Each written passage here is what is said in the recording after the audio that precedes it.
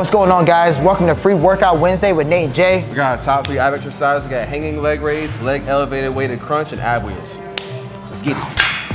All right, we're doing hanging leg raises, man. Hanging leg raises. I think, honestly, this is like, with no equipment, I think this is the best full ab exercise. A lot of people also do it wrong. Yeah. I feel like a lot of people don't just go, they're like hanging leg raise, boom. Like they're just like bring that leg up, because I'm thinking about like literally taking my hip, and I'm trying to really roll and curl my pelvis, and like really get that lower ab contraction. You wanna go first? I'll go first. You go first. Also, I like to keep my knees a little bit bent. So mine, I like to really roll my hip and bring my legs all the way up and then slowly contract and almost do a dead stop at the bottom to decrease the amount of momentum.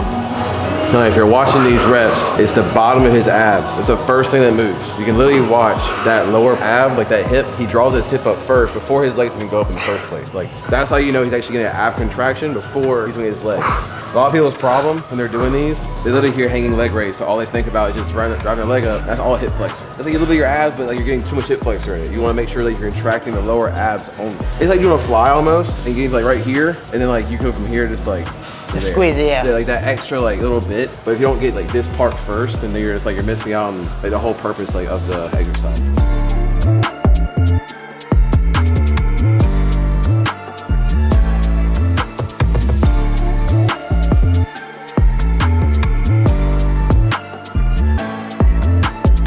So you can't really tell, Nate's abs are very, very strong. So like doing a full entire leg raise like the way he did, that takes time. Like that takes time and strength to build, takes some just endurance overall, like to get to that level. If you're not there yet, that's fine. So my application I get to a lot of my clients is I do a hanging knee raise. So I actually will bring the knee and I'll bend it, and that's gonna get more, again, of like you're focusing on the ab contraction. But if you can't like get a full ab contraction with your leg extended, it's just fine to bend the knee, and basically it's like a less intense load. Realistically, you're cutting off the moment arm and you're making it cut in half. So instead of being like this is now less force in terms of physics. That's gonna be going into this hip and ab area. So if you cut this in half, it's half the resistance, half the load, a little bit easier to get that full contraction. So if you wanna go, okay, hanging knee, same thing. You're just here, you're driving up, same thing.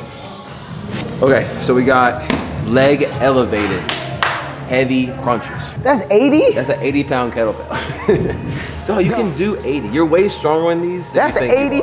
You're way stronger than you think you are. Where did they get the 80s? Dog, you tripping, bro. Let me get mine. Bro, you can do this. Number one, you're already in almost like a half rep position. Like your legs are gonna be up. So like that's almost half the rep cutoff right there. You're literally doing like half crunches almost with this. You gotta fail at 12 reps. That's like when you're doing a heavy, this is to grow and develop. You want more development, you want to pop out more and be thicker, more dense, you gotta grow them. So this is gonna help you grow them. All right, so you're setting this up. So I'll throw my legs up, legs on top of the bench, grab a kettlebell, right on top of your chest. I like grab it like this. Pull it directly over like your face. Don't drop it on your face. You're gonna be real ugly if you drop it on your face. I'm saying your face, when you go up, you're gonna pull your body through your arms. That boy going crazy. Those are like half reps. The more you hold it like directly over your head and pull your head through, 10 times harder. Say if you did want to drop down to like a 30 or a 40, you could still make it harder by keeping it directly over you and pulling your body all the way through. This man trying to kill me, man. Get that thing up there. There you go. That's half the battle.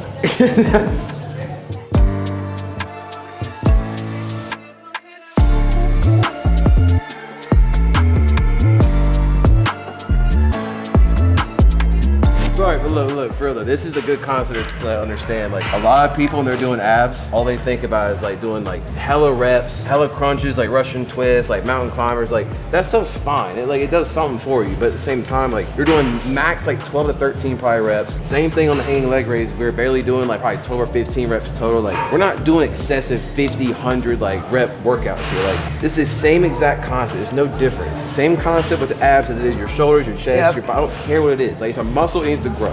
You do a heavy weight that you can't do past for 12 reps. That's what gives it the adaptation to grow. You gotta stimulate it, make it uncomfortable, make it tear up its muscle fiber on the inside, like recover, eat your ground beef, eat your steak, like sleep. That's how that stuff works. It's no different. Abs are the exact same way. So understand that. So I see a lot of people, I'll tell you what I see what's wrong when people do these. It's totally okay if you can't like put your feet up, but I'll see people put their feet down and then they'll drive with their hips only. So like they'll just be like this, like, and just like use their hips. So literally, like they'll literally push their hips out Yeah. and then pull them back. yeah, so you're Like, not even they'll hitting your hinge. abs. You're not even They'll hitting your hinge. abs. So what I do is I actually like to put my feet up and I almost like suck my stomach in. Yeah.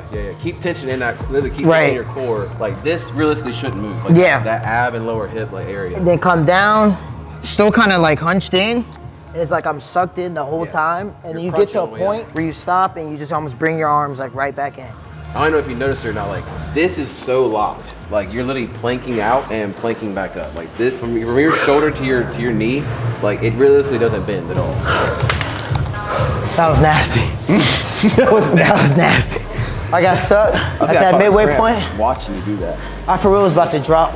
So obviously, and when it comes to body weight and stuff, like you can't increase the weight per se. Like okay, maybe technically you can wear like a weight vest doing this. Like okay, sure, but most times there's not just a weight vest like laying around most places. So how you make body weight harder is by the tempo of each section of the movement. So like eccentric, isometric, concentric, right? So those are the three parts of the movement. For an ab wheel's purpose, the hardest part is not up here, it's when you're all the way down, you're flat, and you're holding that plank position. They can really bump out like 50 of these things, like no problem. If you notice in these reps, when he was going out, he was going down, he was squeezing hard for like 1 good second, and he'd come up, he would squeeze hard again at the top, and then go out super slow and controlled. Isometric, probably the best part to like make long and make hard. So this is like easy for you can bump out like 50 of these things, 20 of these things. When you go down, I challenge you to hold that isometric position about 1 inch off the ground for at least like 2 or 3 seconds. That'll make this not fun at all.